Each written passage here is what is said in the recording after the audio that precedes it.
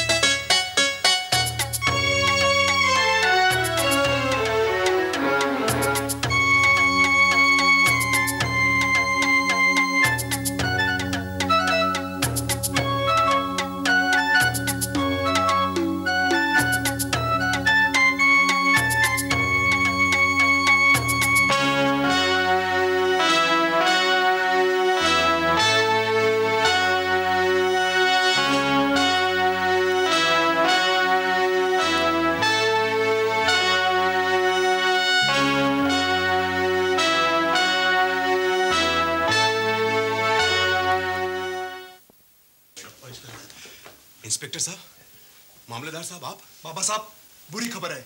कुछ लोगों ने दंगा कर दिया है। पंडाल के आसपास काफी मारपीट हुई है। लेकिन क्यों? किसी ने अफवाह फैला दी है कि यहाँ आए दलित और वीरेश्वर मंदिर में प्रवेश करके उनके देवता को अशुद्ध करने वाले हैं। ये सरासर गलत है, ये अन्याय है, ये जरूर किसी की चाल है। चलो। बाबा साहब, आप यहीं रहे तो अच्छा है। आपके वहां जाने से फसाद बढ़ सकता है। देखिए, आप दूसरे लोगों का ध्यान रखिए, अपने लोगों को समझाना मुझे आता है। उतार कर चलो जी।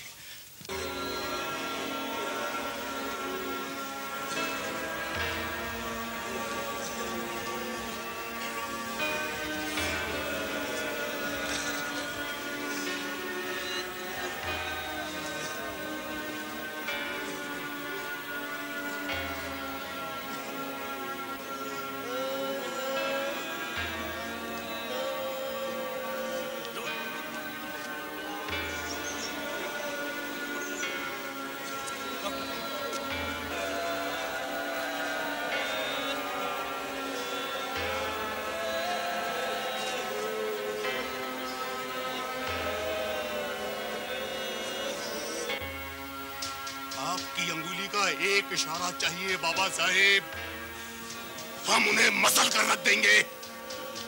इन लोगों को कोई अधिकार नहीं है हमारे लोगों को इस तरह से पीटने का। वो हमें नीच समझते हैं ना। बाबा साहब, ये हम बर्दाश्त नहीं करेंगे। बाबा साहेब, हमारी रगों में भी महार रेजिमेंट का खून है। हम इन अत्याचारों की लाशें बिछा देंगे। बस चुप करो। एक बात अपने दिमाग में अच्छी तरह से बिठा लो कि हमारी लड़ाई ब्राह्मणों से नहीं है, हमारी लड़ाई है जातिवाद से, ब्राह्मणों के उस धर्म से जिसने जातिवाद का जहर फैलाया।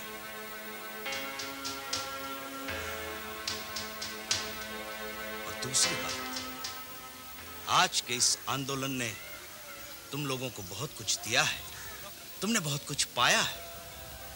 आज के इस पल में, इस क्षण में सदियों की गुलामी को तुमने ललकारा है, चुनौती दी है। परंतु यह समय संभलने का है।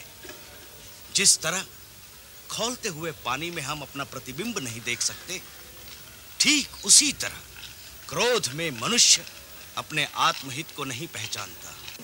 इन निर्दोषों पर अत्याचार करके, उन्हें मार पीट कर ऊंची जाति के लोगों ने दुनिया को अपना घिनौना चेहरा दिखाया है। ऐसा करके वो संसार की नजरों में गिर चुके हैं। अगर हम चाहें तो उन्हें मार पीट कर अपना बदला तो ले सकते हैं, परंतु हमारे हाथ लगा एक ऐतिहासिक मौका हम खो बैठेंगे। उतार कर, ये समय धीरज से, संयम से, दूरंदेशी से काम लेने का है।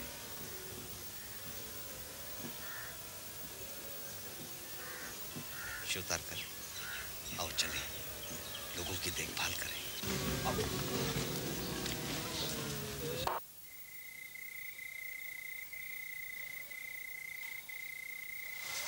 बैठो।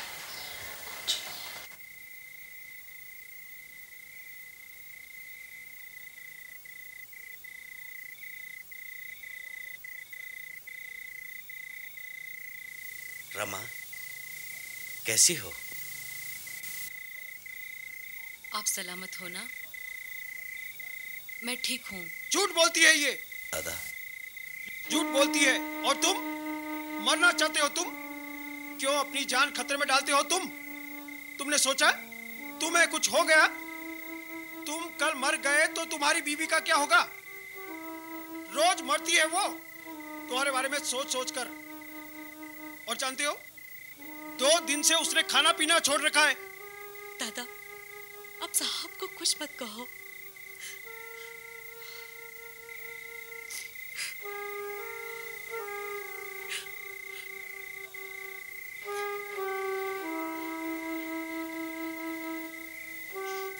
ये क्या हालत बना ली है तुमने अपनी? कुछ खाओगी पियोगी नहीं तो कैसे चलेगा? आप चिंता न करें। मैं तो पांडुरंगा से हमेशा यही प्रार्थना करती हूँ, मेरे साहब को हर कार्य में सफल करना, उन पर सदा अपना हाथ रखना। रमा,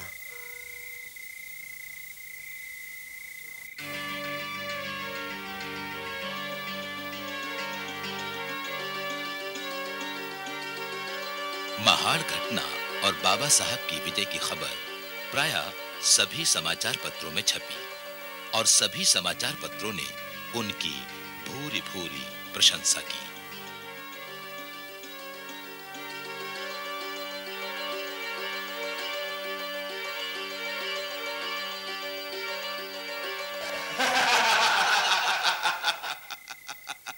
बाबा साहेब, हमारे समाचार पत्र बहिष्कृत भारत ने चारों ओर क्रांति और विरोध फैला दिया है। हमारे दलित भाइयों ने मरे हुए जानवरों का मांस खाना छोड़ दिया है और यहां तक कि उन्हें उठाने से भी इनकार कर दिया है।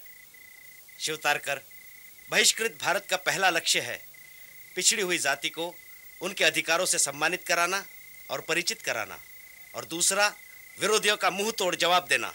बाबा साहब, कुछ लोग तो पढ़कर यह भी कह रहे थे कि अंबेडकर की हिम्मत तो देखो, कहता है कि अछूतों को मंदिर और पानी के तालाब पर पूरा अधिकार मिलना चाहिए। वाघमारे, लोकमान्य बाल गंगाधर तिलक यदि अछूत के यहाँ पैदा हुए होते तो उन्होंने स्वराज्य मेरा जन्मसिद्ध अधिकार है नहीं कहा होता। वे कहते छुआछूत की समाप्ति मेरा जन्मसिद्ध अधिकार है।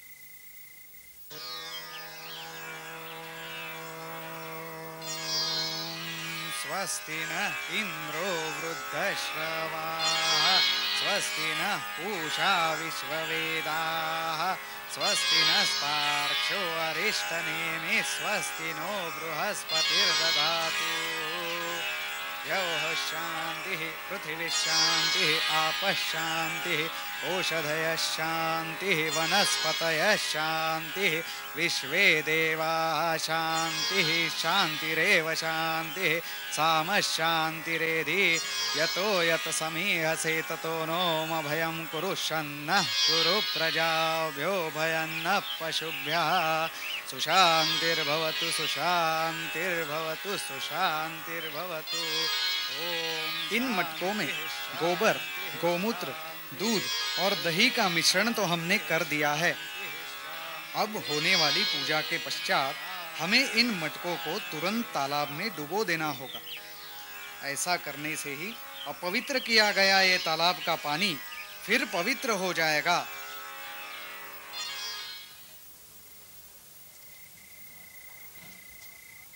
ऐसा करके उन लोगों ने हमारा अपमान किया है, हमारी भावनाओं को ठेस पहुंचाई है।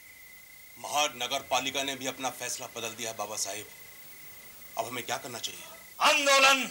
जी हाँ शिवतारकर, आंदोलन। रोग जितना भयंकर होता है उसका इलाज भी उतना ही भयंकर करना पड़ता है। अपनी जाति पर लगाए गए कलंक और आरोप के खिलाफ मैंने आंदोलन करने का फैसला कर लिया है। मैं घोषणा करना चाहता हूं, पिछड़ी जाति के वो सभी लोग जो इस कलंक को धोना चाहते हैं, अपने मानवीय अधिकारों को जताना चाहते हैं, वो सभी बहिष्कृत भारत के बंबई के ऑफिस में अपने अपने नाम दर्ज कराएं। वाघमारे अपने अखबार में छाप दो, 25 और 26 दिसंबर को यह आंदोलन होगा। और आगे बाबा साहब ने क्या लिखा है? हाँ, पढ़ता हूँ। तुम कहते हो कि तुम्हारा धर्म हमारा धर्म है, फिर हमारे और तुम्हारे अधिकार भी समान होने चाहिए। अच्छा है। सुनो और क्या कहते हैं, बलूत के पेड़ की तरह वर्षों के बाद मरने से तो अच्छा है कि हम किसी महान कार्य के लिए जवानी में मर जाएं। ठीक है। भाइयों और बहनों, 25 और 26 दिसंबर को हम लोगों ने आंदोलन करने का फैसला किया। वे लोग इस आंदोलन को असफल बनाने की पूरी कोशिश में है, लेकिन उनकी लाखों कोशिशों के बावजूद हम लोग ये आंदोलन सफल बनाएंगे। सुना महाराज, ये अम्बेडकर क्या कह रहा है? कहता है कि कोई जाति अपना स्वाभिमान खोकर उन्नति नहीं कर सकती, इसलिए यदि सचमुच अछूतों का उद्धार चाहते हैं तो आपको उन्हें अपने सामाजिक ढांचे में समानता और पूरी स्वतंत्रता देनी पड़ेगी। भाई, ये अम्बेडकर ने तो हमारे नाक में दम कर रखा है। क्या आपने सुना? पहाड़ में तो हजारों लोग एकत्रित हो रहे हैं। हाँ, इसीलिए मैं तो कहता हूँ किसी भी कीमत पर हमें ये आंदोलन असफल बनाना है।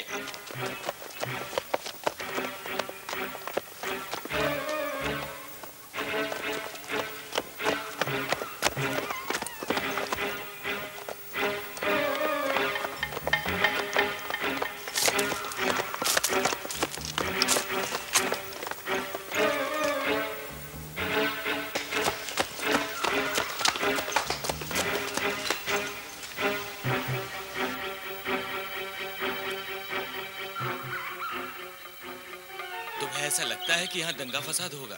कुछ भी हो सकता है। यहाँ के लोग पूरी कोशिश करेंगे कि ये आंदोलन कामयाब ना हो। मगर बाबा साहब अम्बेडकर को रोकना भागते हुए घोड़े की लगाम पकड़ना है। डॉक्टर अम्बेडकर, इसे मेरा हुक्म या निवेदन समझिए, लेकिन आप इस आंदोलन को स्थगित कर दें।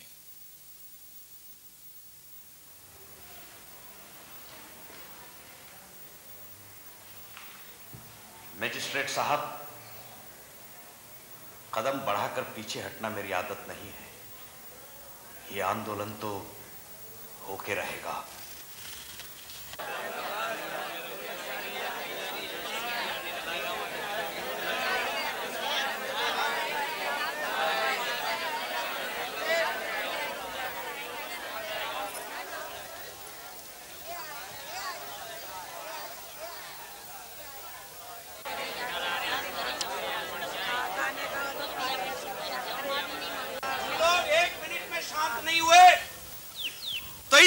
सभा में छोड़कर चला जाऊंगा। कुछ कहने से पहले मैं अपने विरोधियों को यह बता देना चाहता हूं कि आज के दिन तक हम लोग चौदार तालाब का पानी नहीं पीकर नष्ट नहीं हुए हैं। हम लोग चौदार तालाब पर जाकर उसका पानी पीकर केवल यही साबित करना चाहते हैं कि हम भी मनुष्य हैं।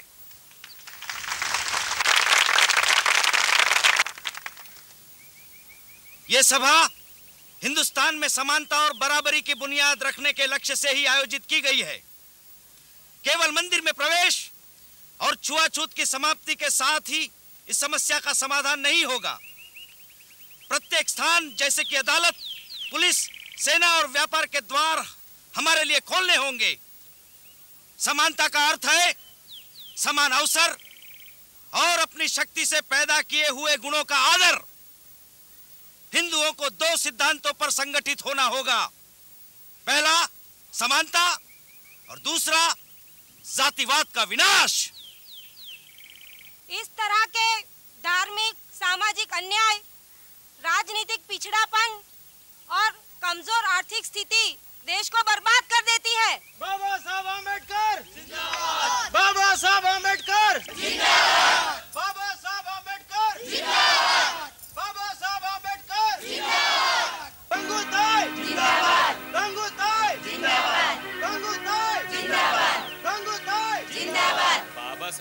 देखिए, आपको मैंने एक बार बता दिया है, ये आंदोलन हम लोग वापस नहीं ले सकते। लेकिन कोर्ट के वापस फैसले नहीं ले तक सकते, इंतजार कीजिए। एक बार बता दिया है। इन सबसे क्या सवाल ही झगड़ा? देखिए, सवाल ही नहीं उठता। इन लोगों को मैं क्या जवाब दूंगा?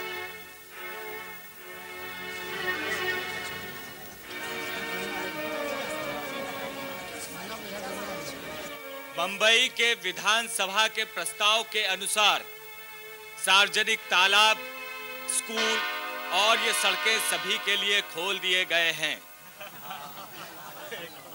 लेकिन 12 आदमियों ने ये कहकर अदालत में मुकदमा दायर किया है कि चौधार तालाब व्यक्तिगत संपत्ति है, इसलिए तुम लोगों को अदालत के फैसले तक इंतजार करना चाहिए।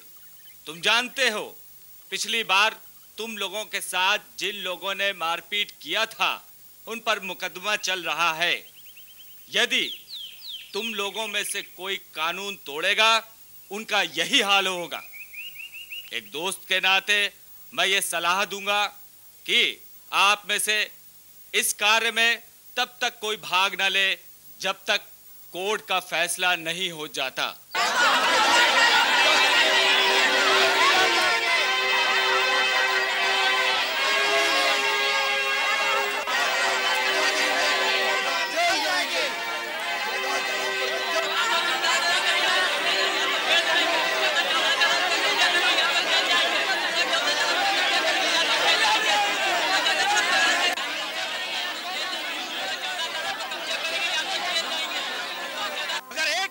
शांति नहीं हुई तो मैं ये सभा छोड़कर चला जाऊंगा।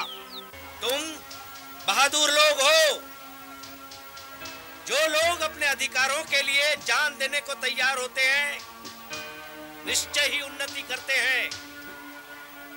लेकिन अब समय आ गया है कि कार्य करने से पहले तुम्हें दोबारा सोच लेना चाहिए। भाइयों, जहां तक मेरी बात है, मैं तुम लोगों को विश्वास दिलाता हूं कि मैं 3 खतरे झेलने को तैयार हूं। पहला है कानून तोड़ना, वकील के नेतृत्व को और नैतिक कानूनों को न मानना, और तीसरा सजा पाने के लिए तैयार होना। मेरे वीरों, इस काम को भविष्य के लिए स्थगित करने का मतलब ये नहीं है कि हमने संघर्ष छोड़ दिया है। ये लड़ाई तो उस वक्त तक चलेगी जब तक हम चौधार तालाब पर अपना अधिकार नहीं पा लेते।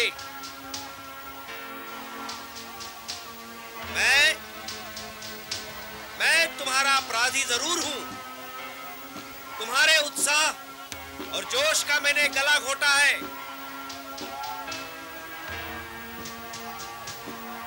लेकिन जुलूस अवश्य निकलेगा।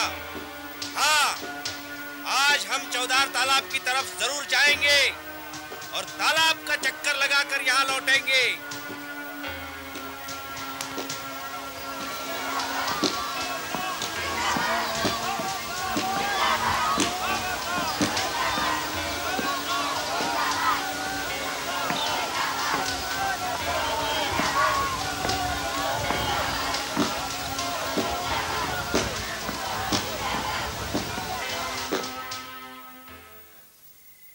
देश के इतिहास में शायद ये पहला मौका है जबकि पिछड़ी जाति की इतनी सारी स्त्रियां एक साथ एक मकसद के लिए इस आंदोलन में एकत्रित हुई हैं।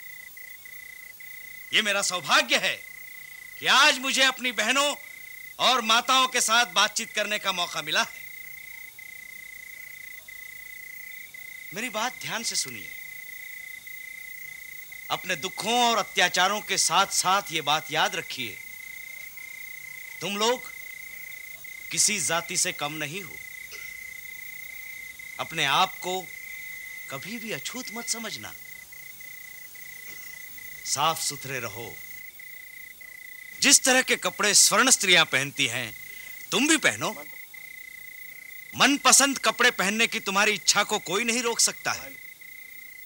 पढ़ाई लिखाई करके अपना भविष्य उज्जवल बनाओ। शिक्षा जितनी जरूरी महापुरुषों के लिए है, उतनी ही तुम्हारे लिए भी है। अपनी सहायता खुद करो। याद रखो, जैसी तुम होगी वैसे तुम्हारे बच्चे होंगे। अपने बच्चों को सच्चरित्र बनाओ, क्योंकि तुम्हारे पुत्र ऐसे होने चाहिए जो संसार में अपना निशान छोड़ जाएं।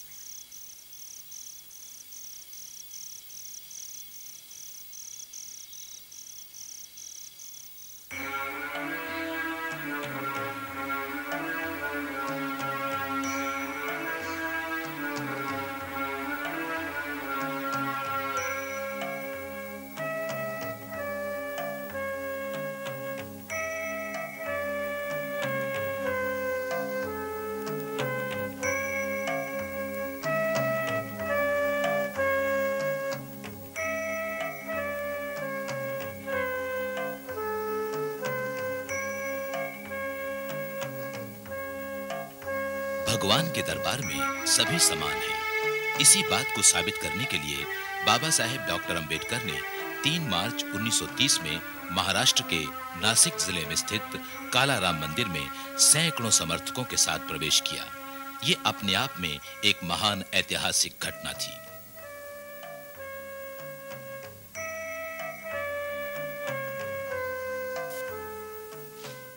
बाबा साहेब, उन्होंने पिछड़ी जाति के आरक्षित सीटों के चुनाव क्षेत्र का अधिकार एक शर्त पर दिया है कि जिसे राज्य का गवर्नर प्रमाण पत्र देगा वही चुनाव लड़ सकता है। यह क्या बात हुई? इसका मतलब तो यह हुआ कि यदि कोई राज्यपाल जिस उम्मीदवार को एक बार मनोनीत करता है वही चुनाव लड़ सकता है, फिर हमारे चुनाव लड़ने की कोई संभावना ही नहीं।